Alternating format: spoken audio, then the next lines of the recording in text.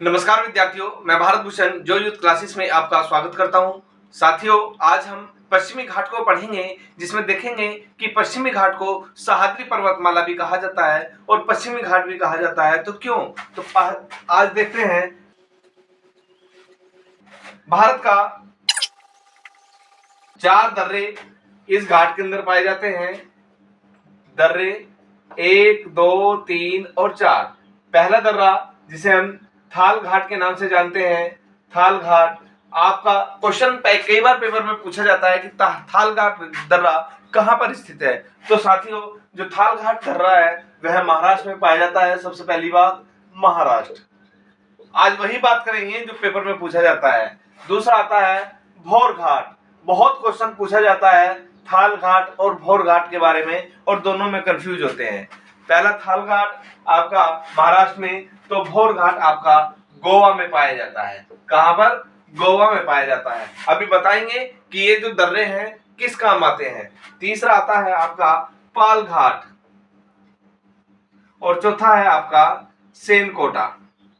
ये 4 दर्रे आपके दक्षिण भारत में पाए जाते हैं, जो पश्चिमी घाट की पर्वत श्रेणी में पाए जाते हैं, सह्याद्री पर्वतमाला में पाए जाते हैं।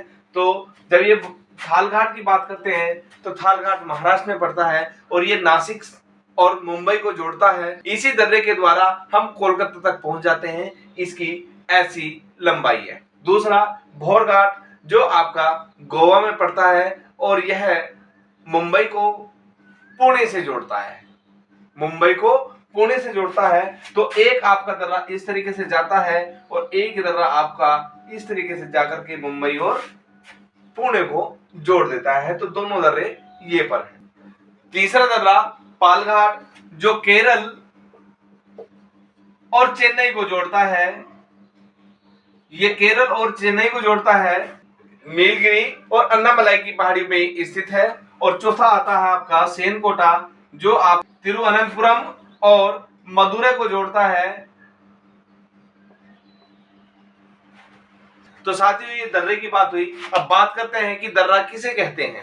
प्राचीन काल में जब नदियां उफान पर होती थी तो अपने जल को विभिन्न भागों में बांट देती थी, और जब वो विभिन्न भागों में बांट देती थी तो उन्हीं भागों को हम दर्रे के नाम से जान देते हैं कि पानी का निष्कासन यहां से हुआ। धीरे धीरे यही पानी के निष्कासन वाले रास्ता सूख जाता है और अवरुद्ध पैदा हो जाता है, लेकिन वहां पर एक खाई सी, एक चलने का रास्ता बन जाता है लोगों का। तो वही ये दर्रे होते हैं कि जो एक दूसरे के, या 2 पहाड़ियां हैं, ये 2 पहाड़ियां हैं, इनके बीच से एक रास्ता निकल जाता है जिसे हम दर्रे के नाम से जानते हैं। तो इसे हम कई नामों से जानते हैं। इसी पश्चिमी घाट में 3 पर्वत श्रेणियां भी पाई जाती हैं, जैसे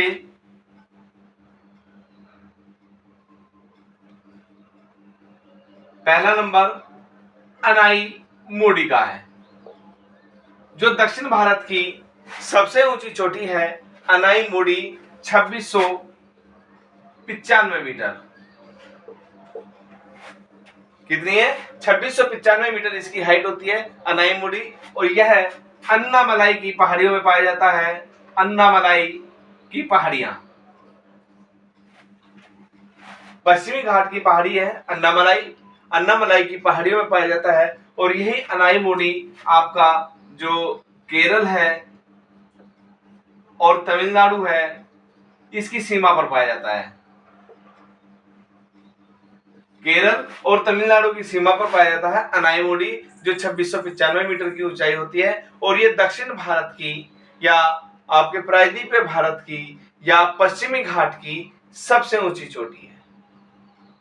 पश्चिमी घाट की सबसे ऊंची चोटी है। कई बार पेपर में क्वेश्चन पूछा गया है कि प्रायद्वीपीय भारत की सबसे ऊंची चोटी अनाई मोडी, जो अन्नामलाई की पहाड़ी पर है और केरल और तमिलनाडु की सीमा पर है। पहली बात।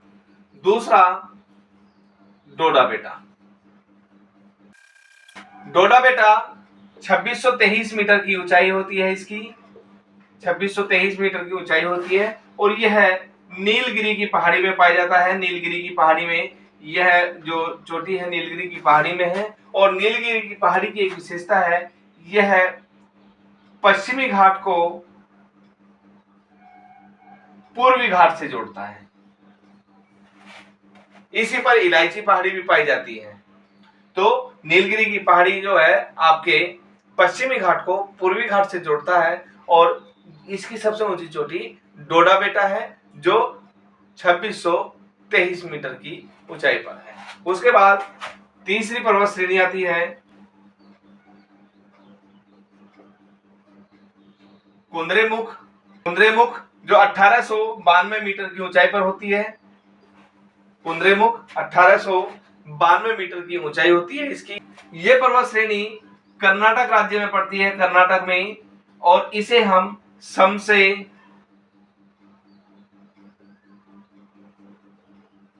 मुख के नाम से भी जानते हैं। समसे मुख के नाम से भी जानते हैं, कुंद्रेमुख को समसे मुख के नाम से भी जानते हैं। और ये कर्नाटक राज्य में स्थित है। कर्नाटक की सबसे ऊंची चोटी कुंद्रेमुख जो 1892 मीटर की ऊंचाई होती है इसकी। चौथी श्रेणी आती है